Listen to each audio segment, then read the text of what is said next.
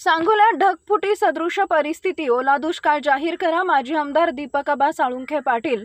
जवळा महिम तांदुळवाडी भागात माणसं वाहून गेली. सांगोला तालुक्यात अतिवृष्टी झाल्याने अनेकांना जीव गमवावा लागलाय. फळबाग, घरे, जमिनी, जनावरे वाहून गेले. सांगोला तालुक्यात मोठ्या प्रमाणात नुकसान झालंय. सांगोला तालुक्यातील प्रत्येक मंडळातील पर्जन्यमापक यंत्रणा ही चुकीची माहिती दिली जाते. त्यापेक्षाही मोठ्या प्रमाणात पाऊस पडलाय. ढगफुटी सदृश्य स्थिती मोठ्या प्रमाणावर झाल्याने शेतकऱ्यांचं मोठ्या प्रमाणावर नुकसान झालंय. त्याचबरोबर मनुष्यहानी देखील झाल्याचे सांगोला तालुक्यात ओला दुष्काळ जाहीर करावा अशी मागणी माजी आमदार दीपकआबा साळुंखे पाटील यांनी प्रशासनाकडे केली आहे. पहा काय म्हणतात दीपकआबा. या वर्षीच्या सांगोला तालुक्यामध्ये पावसानं फार मोठ्या प्रमाणात थैमान घातलेला आहे.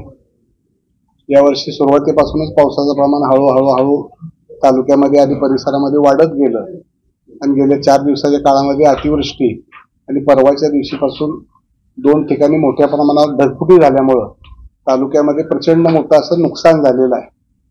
त्यामध्ये रस्ते वाहून गेलेले आहेत, पुलं वाहून गेलेले आहेत आणि गावच्या घरामध्ये पाणी शिरलेलं आहे. अनेकांचे संसार वाहून गेलेले आहेत. मोठ्या प्रमाणावर जमीन वाहून गेलेली आहे. एवढंच नव्हे तर काही जनावरांची हानी झालेली आहे आणि कालपासून एक चौगुले नावाचे ग्रस्त कोरडा नदीमध्ये या पुरामध्ये वाहून गेलेले आहेत. त्यांची डेड बॉडी आज बंधाऱ्यामध्ये सापडलेली आहे.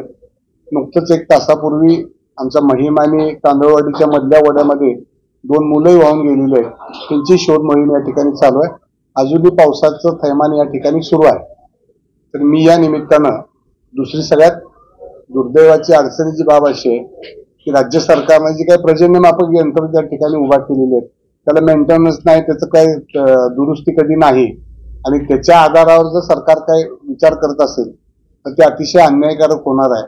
आणि म्हणून माझी आपल्या माध्यमातून प्रशासनाला आणि शासनाला, विशेषतः आपल्या सोलापूर जिल्ह्याचे पालकमंत्री आणि राज्याचे ग्रामीण विकास मंत्री, अतिशय ते कर्तव्यनिष्ठ मंत्री आहेत, जयंतभाऊ गोरे यांचे सहकारी आहेत, त्यांनाही मी या निमित्तानं विनंती करणार आहे की जास्तीत जास्त लवकरात लवकर सगळे पंचनामे, सरसकट पंचनामे, शेतकऱ्याचे, पडलेल्या घराचे, पडझडीचे, वाहून गेलेल्या जनावरांची, हे सगळे पंचनामे तातडीनं करून तातडीची मदत राज्य सरकारकडून, शासनाकडून शेतकऱ्यांना आणि नुकसानग्रस्त भागातील कुटुंब असतील त्यांना तातडीनं मिळावी अशा पद्धतीची माझी विनंती. संपूर्ण तालुका ओला दुष्काळ जाहीर करण्याची मागणी करतात. हो, संपूर्ण ही सगळी परिस्थिती बघितली तर संपूर्ण तालुक्यामध्ये ओला दुष्काळ जाहीर करावा अशी आपल्या माध्यमातून माझी शासनाला आणि प्रशासनाला विनंती.